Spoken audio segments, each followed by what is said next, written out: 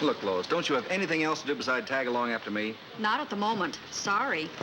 The role of Lois Lane on television was absolutely a groundbreaking part. Now listen to me, Lois. The jungle is no place for a woman. That's what the chief tried to tell me. Noel Neill was basically the first liberated woman presented to TV audiences in the children's market.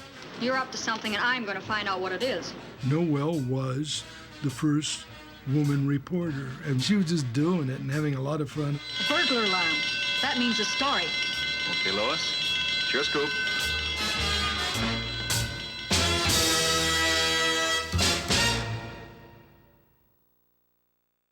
In 1953, the second season of Superman, the first season had just begun to air, and there was a question whether or not Phyllis Coates was going to return as Lois Lane.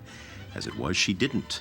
So Whitney Ellsworth, the executive producer who really took over the reins of Superman at 53, put the call out to Noel Neill, who had been the Lois Lane in the original 1948 Superman serial, and then again in 1950. So I got this phone call, and I said, Noel? And I said, yes. And he said, well, this is Mr. Ellsworth from New York. You want to do Lois Lane again? And I said, oh, I'd love to. So it was just kind of that simple because I knew that I had done the serials with Kirk Allen. And so it was very quick, and I just went to work. Well, I think what Noel Neill brings to season 2 is a Lois Lane that everyone could relate to. There was a vulnerability about Noel Neill's Lois Lane that didn't exist up until that point. I think when they brought Noel Neill in, she brought the optimism of the 1950s. She was somebody who was part of a team, and she really played that part wonderfully. When we came back to do the 53 season, Noel Neill lightened Lois Lane considerably. Jimmy also lightened, and I got to do tons of comedy. There's a mailboat leaving for the Vulture in an hour. Are you game? I'm as game as the next guy. I only hope the next guy knows what he's doing. Come on. She also brought a way of working with her fellow cast members that really clicked. It made it a full ensemble. You could tell that these people genuinely liked each other. Everybody was very nice to me. I had a little trouble at the beginning of the first day I worked for them. I was supposed to say, Thanks, Superman. We're very grateful. and I just couldn't get enough oomph into it. But George, bless his heart, he said, can we have a 15-minute break? And the director said, sure, George. And so we got the director over, and he said, please, be a little easy on the kid. This is her first day with a new family. So then we went back, and then I fortunately did it right for him. Superman wouldn't bother a hijacked plane if any of his friends happened to be on it. Would he, Miss Lane? Yeah, gagger. What they did with our series, they would do all the first few weeks with all the heavies, and then the last 2 weeks, we would do all the interior stuff at the office, all the dialogue from 26 shows. So we were busy going back and forth, and you'd have to say, well, let's see, were we sad? Were we happy? Were we happy? Whatever, what did we do? Walk in, and it was fast. And that's why we all wore the same wardrobe.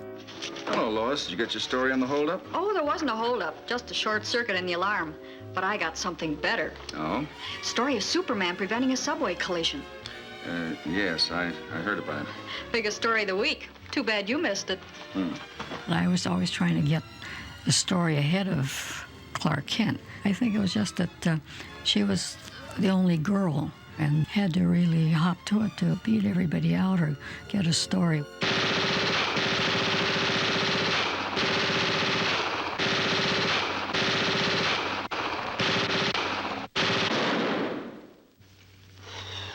It's even lighter now, Toots, with all the bullets gone. Come on, Jim, let's go. I'd haul Jack off, or he'd follow me, and we'd both get caught. And then, of course, Superman would save us, and I would say afterward, now, how did you know? I was always bugging him on, and he'd say, oh, I won't tell. Clark says he can't come back. And why can't he unless he's Superman? In season 2, Noel Neill, with the assistance of Jimmy Olsen, went on a campaign to prove that Clark Kent and Superman were indeed the same person. Oh, no, he just couldn't be. Just the same, the next time Mr. Kent's around, I'd sure like to put a Geiger counter on him. Then we'd find out if he's Superman. The Golden Vulture was premier fodder for Lois once again because Clark Kent is forced to walk the plank. But Mr. Kent's down there. They tied his hands behind him. It's been less than a minute, Jimmy. He'll just have to hold his breath a little longer. And Clark Kent reemerges from the water after Superman goes down to finally save Clark Kent. I was under the plank, and Jack and I rushed over and said, there he is, he's safe, he's alive, he's alive. He said, oh, by the way, hey, Lois, you give me a hand? So, I did, and he pulled me in the water, which I didn't expect. What Noel doesn't know that she ended up in the water was that I refused. It was me that was supposed to go in the water. She concludes that, no, me thinking about you being Superman was completely off the track. Ladies and gentlemen, I know you've all been expecting Superman to make a personal appearance here, but Superman! Now I know we'll make it. I'm sorry to be late, Miss Lane.